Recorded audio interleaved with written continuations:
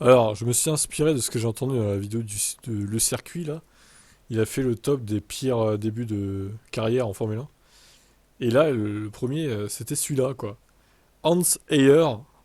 L'histoire est folle, je voulais vous la partager. Alors, c'est un article du site redbull.com, hein. Incroyable. C'est tiré du site Red Bull, quoi. Bah écoutez, j'aurais jamais cru faire ça, mais pourquoi pas.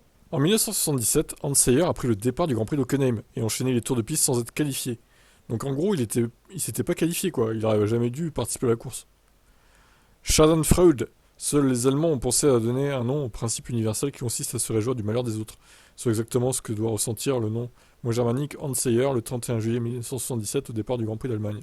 Et les pilotes Claire Gazzoni et Alan Jones viennent en effet de se percuter sitôt le drapeau agité. Hans va pouvoir profiter de cette diversion pour rouler sans attirer l'attention des juges. Mais ça pourrait être un scénario de film en vrai.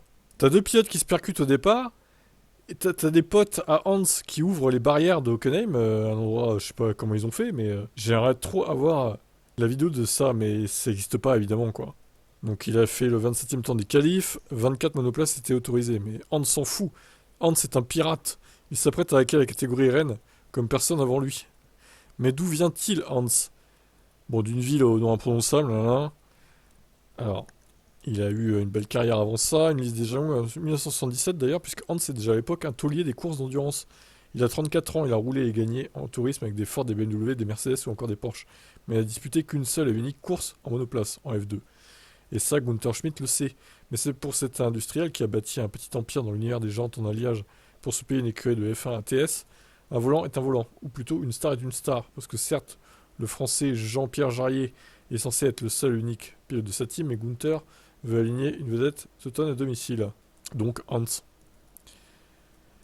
Hans est un groupe punk, comme il l'a raconté en 2014. En sport auto, il ne faut jamais abandonner, il faut s'accrocher et mordre pour défendre sa place. Ce dimanche venu, combi jaune et casque vissé sur ses cheveux blonds, il monte dans une F1, la numéro 35, et met son plan à exécution. Un complice, perché sur un baril, surveille le drapeau et lui donne le signal de départ.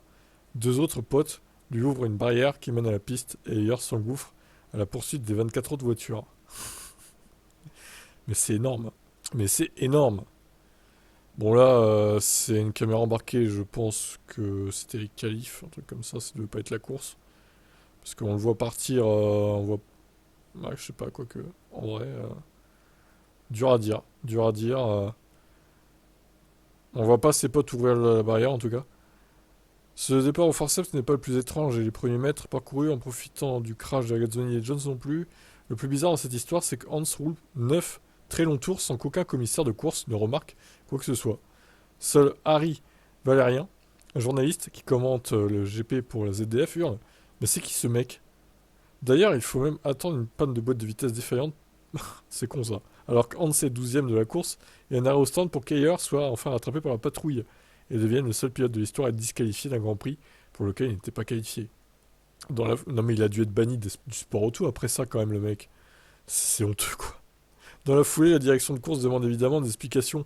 Mais vous l'avez compris à ce stade, Hans n'est pas le genre d'homme qui en donne. Des explications n'avaient qu'à m'empêcher de courir pour tout le reste de la saison. Bah à mon avis c'est ce qu'ils ont fait, oui. Dit-il en sachant pertinemment qu'il ne retenterait pas de toute façon sa chance en Formule 1. Plus jamais. Sa plus grande œuvre est derrière lui. Par la suite, il retourne au tourisme, gagne quelques titres et tente même sa chance en rallye raid.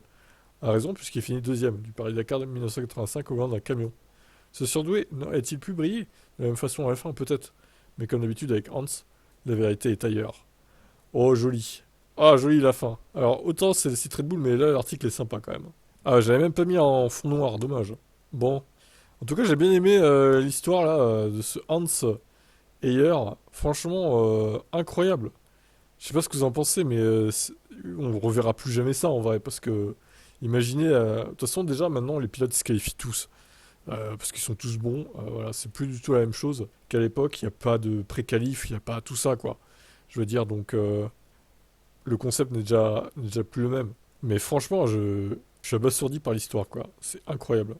Et je vous l'ai dit, hein, ça pourrait être un scénario de film qui pourrait intégrer dans le film de la F1, à la limite d'Apple TV, là, avec Brad Pitt et tout.